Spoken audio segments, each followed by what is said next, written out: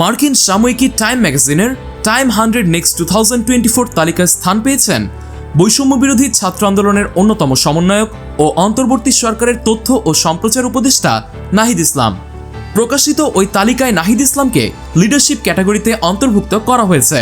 সাময়িকীটিতে বলা হয়েছে, বিশ্বের সবচেয়ে শক্তিশালী ব্যক্তিদের মধ্যে একজনকে ক্ষমতাচ্যুতে সাহায্য করার জন্য ২৬ বছরের বেশি বয়স পার হতে হয়নি নাহিদ ইসলামকে।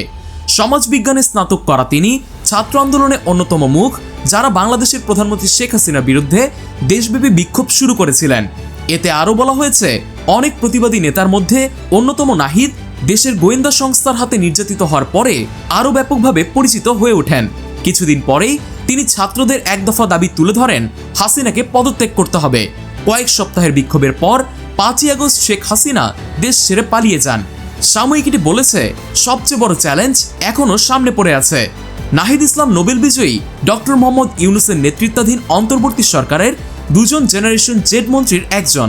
তাদের কাজ ক্রমবর্ধমান কর্তৃত্ববাদী সরকারের ১৫ বছরের শাসনামলে ক্ষয়প্রাপ্ত গণতান্ত্রিক ব্যবস্থাকে মেরামত করা।